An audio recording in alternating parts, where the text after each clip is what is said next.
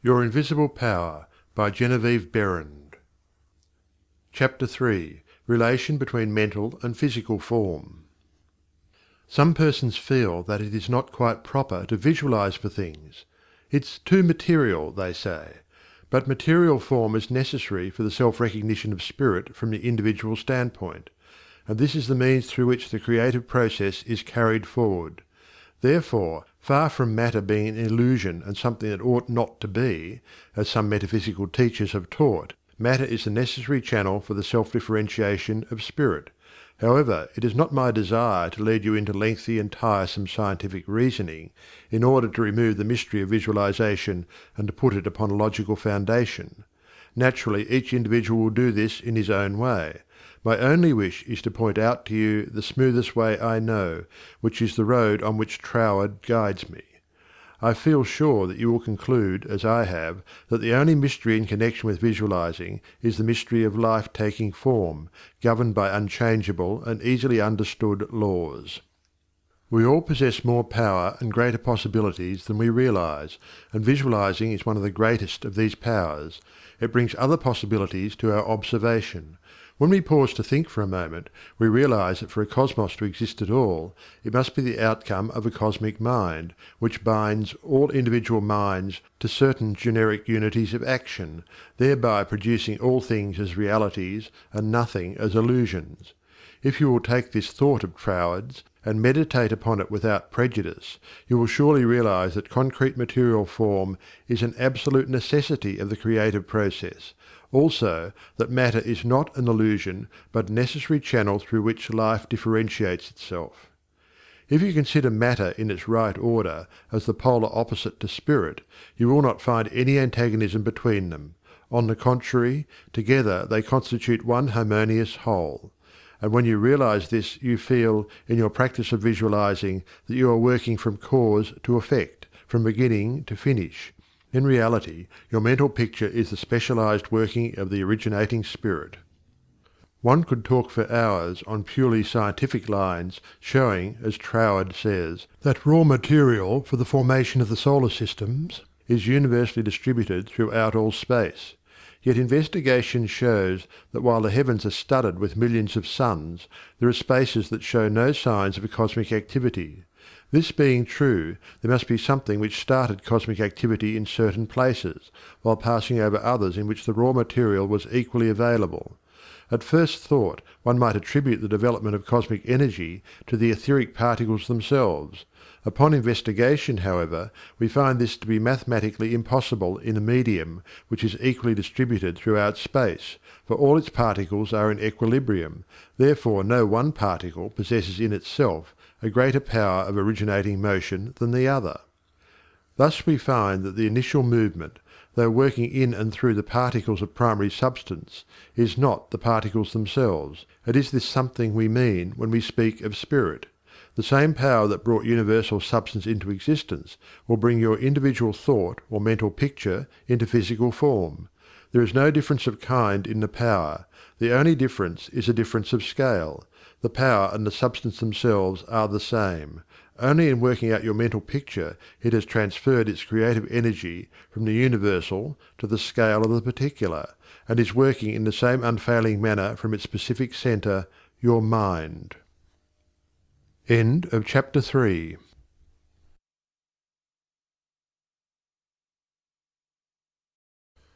Your Invisible Power by Geneviève Behrend. Chapter 4.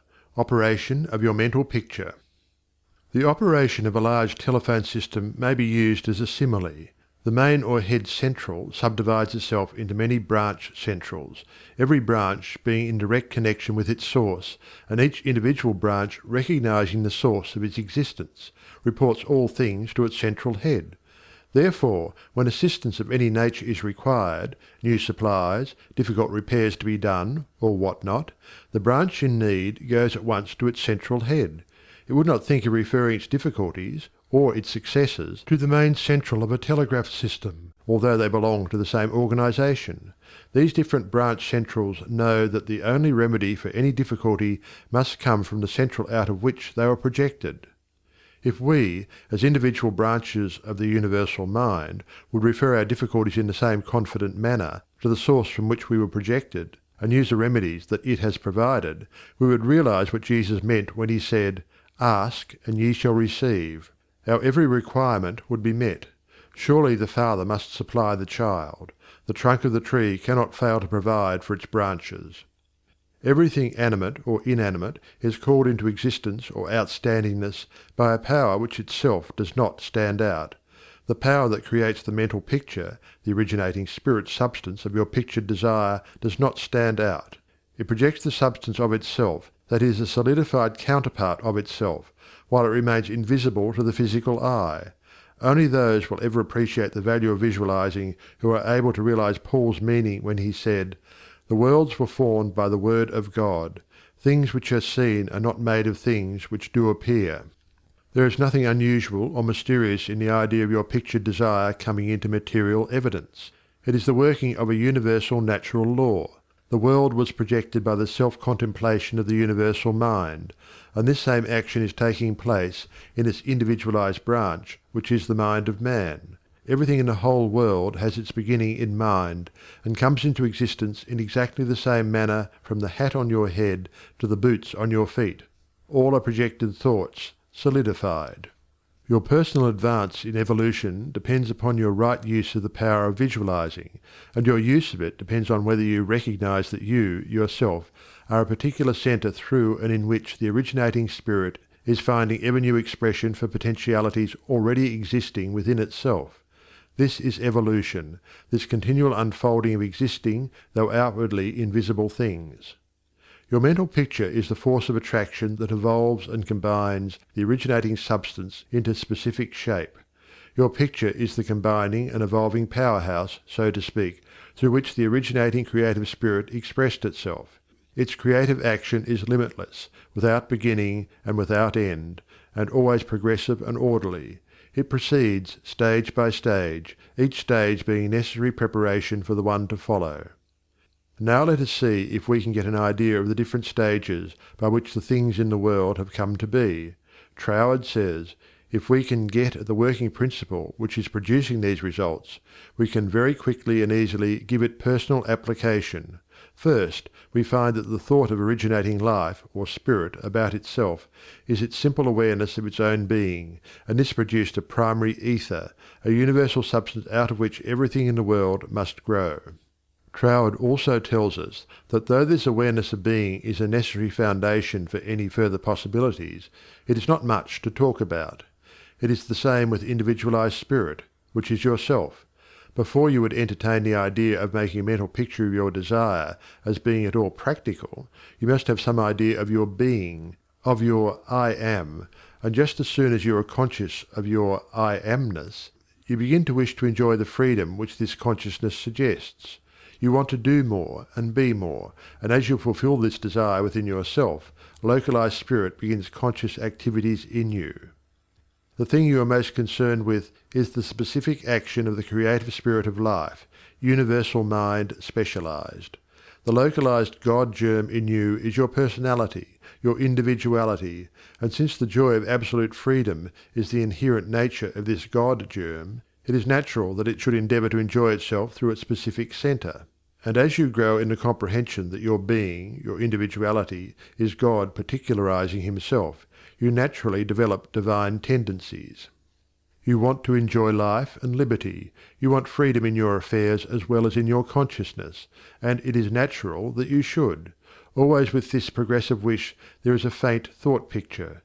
As your wish and your recognition grow into an intense desire, this desire becomes a clear mental picture. For example, a young lady studying music wishes she had a piano in order to practice at home. She wants the piano so much that she can mentally see it in one of the rooms. She holds the picture of the piano and indulges in a mental reflection of the pleasure and advantage it will be to have the piano in the corner of the living room. One day she finds it there just as she had pictured it. As you grow in understanding as to who you are, where you came from, and what the purpose of your being is, how you are to fulfill the purpose for which you are intended, you will more and more afford a center through which the creative spirit of life can enjoy itself. and you will realize that there can be but one creative process filling all space, which is the same in its potentiality, whether universal or individual. Furthermore, all that there is, whether on the plane of the visible or invisible, had its origin in the localized action of thought or a mental picture, and this includes yourself, because you are universal spirit localized, and the same creative action is taking place through you. Now you are no doubt asking yourself why there is so much sickness and misery in the world. If the same power and intelligence which brought the world into existence is in operation in the mind of man, why does it not manifest itself as strength, joy, health, and plenty? If one can have one's desires fulfilled by simply making a mental picture of that desire, holding on to it with the will, and doing without anxiety on the outward plane whatever seems necessary to bring the desire into fulfillment, then there seems no reason for the existence of sickness and poverty. Surely no one desires either. The first reason is that few persons will take the trouble to inquire into the working principle of the laws of life. If they did, they would soon convince themselves that there is no necessity for the sickness and poverty that we see about us. They would realize that visualizing is a principle and not a fallacy. There are a few who have found it worthwhile to study this simple, though absolutely unfailing law that will deliver them from bondage. However, the race as a whole is not willing to give the time required for this study. It is either too simple or too difficult. They may make a picture of their desire with some little understanding of visualizing for a day or two, but more frequently it is for an hour or two. But if you will insist upon mentally seeing yourself surrounded by things and conditions as you wish them to be, you will understand that the creative energy sends its plastic substance in the direction indicated by the tendency of your thoughts. Herein lies the advantage of holding your thought in the form of a mental picture. The more enthusiasm and faith you are able to put into your picture, the more quickly it will come into visible form, and your enthusiasm is increased by keeping your desire secret. The moment you speak it to any living soul, that moment your power is weakened. Your power, your magnet of attraction is not so strong, and consequently cannot reach so far. The more perfectly a secret between your mind and outer self is guarded, the more vitality you give your power of attraction. One tells one's troubles to weaken them, to get them off one's mind, and when a thought is given out, its power is dissipated. Talk it over with yourself, and even write it down and at once destroy the paper. However, this does not mean that you should strenuously endeavour to compel the power to work out your picture on the special lines that you think it should. That method would soon exhaust you, and hinder the fulfilment of your purpose. A wealthy relative need not necessarily die, or someone lose a fortune on the street, to materialize the $10,000 that you are mentally picturing. One of the doormen in the building in which I live heard much of the mental picturing of desires from visitors passing out of my rooms. The average desire was for $500. He considered that $5 was more in his line, and began to visualize it, without the slightest idea of where or how he was to get it. My parrot flew out of the window, and I telephoned to the men in the courtyard to get it for me. One caught it, and it bit him on the finger. The doorman, who had gloves on, and did not fear a similar hurt, took hold of it and brought it up to me. I gave him 5 $1 bills for the service. This sudden reward surprised him. He enthusiastically told me that he had been visualizing for just $5, merely from hearing that others visualized. He was delighted at the unexpected realization of his mental picture. All you have to do is to make such a mental picture of your heart's desire. Hold it cheerfully in place with your will, always conscious that the same infinite power which brought the universe into existence brought you into form for the purpose of enjoying itself in and through you. And since it is all life, love, light, power, peace, beauty and joy, and is the only creative power there is, the form it takes in and through you depends upon the direction given it by your thought indicator. In you it is undifferentiated, waiting to take any direction given it, as it passes through the instrument that it has made for the purpose of self-distribution. It is this power which enables you to transfer your thoughts from one form to another. The power to change your mind is the individualized universal power taking the initiative, giving direction to the fluent substance contained in every thought. It is the simplest thing in the world to give this highly sensitive plastic substance any form you will through visualizing. Anyone can do it with a small expenditure of effort.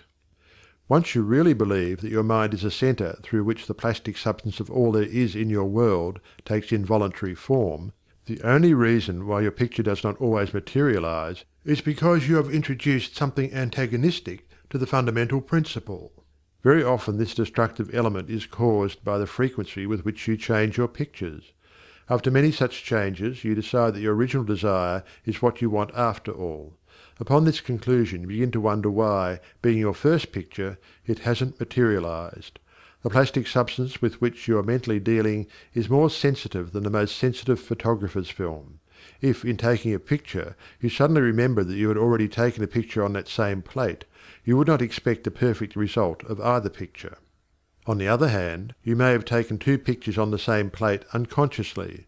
When the plate has been developed and the picture comes into physical view, you do not condemn the principle of photography, nor are you puzzled to understand why your picture has turned out so unsatisfactorily.